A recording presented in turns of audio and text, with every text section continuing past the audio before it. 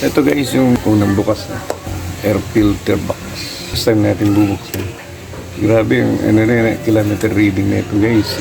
40,000 plus. 40K plus. Ito gamit natin. Naluwagan ko na siya after guys. Tsaka bali 8 tornillos.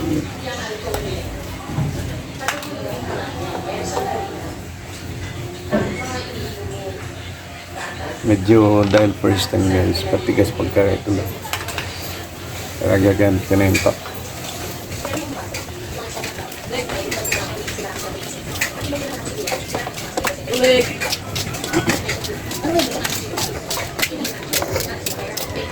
Meron mga dumi na.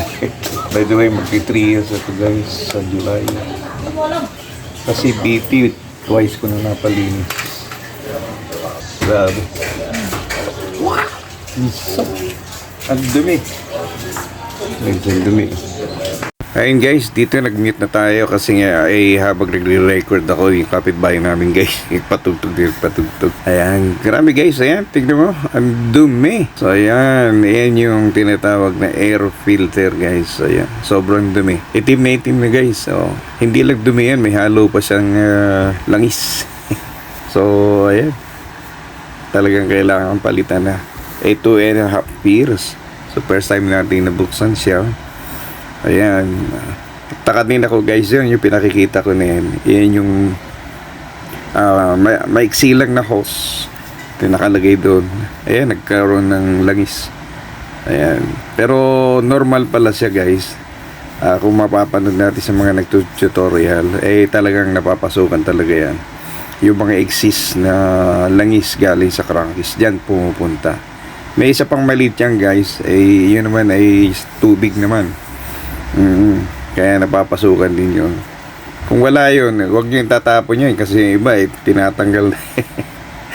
Okay, at saka ayan, linis na. Nilinis lang natin guys nung pang-washing ko dyan. Parang liquid soap. So ayun lang, pinalinis natin siya. Binabrush natin para matanggal yung medyo langis-langis. Okay, so ayan, for 2.5 years guys. Hindi natin nalilinis. So ayan, actually matagal din naman talaga siguro yan. Pero dapat talaga nililinis. Pero nangyari, nagpapa-cleaning ako guys nung CBT, pero yun hindi pa.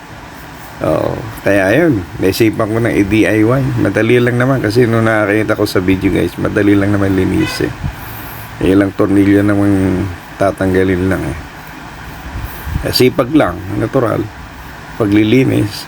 Kaya lang wala akong parts yan guys. So after ko malinis yan, binalik ko lang yung cover. Medyo alanganin ng oras. Hinayaan ko na lang muna siya guys na kaganyan.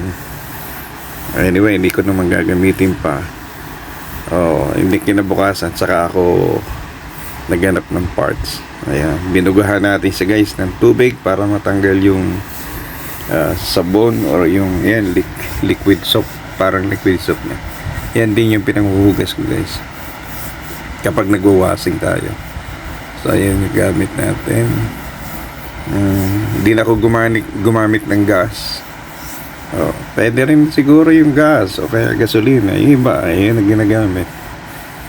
So ayan, cover naman ang huli nating nililinis. Pero guys, yung mismong tinanggal natin na filter, air filter, ayun, disposable talaga pala sa. Hindi pwedeng linisin kasi wala ring kwenta yun. Punong-puno na siya ng dumi. Nakita nyo, itim na guys. So tapo na talaga siya. Disposable siya actually. Ayan. So buhos uli ng tubig. Maganda naman kasi merong yung tawag yun, may hose na may counting pressure siya guys. Kaya magandang pang buga ng tubig. Ayan. Okay. So after na malinis ko yan, punas, and then ayan, sarado na natin.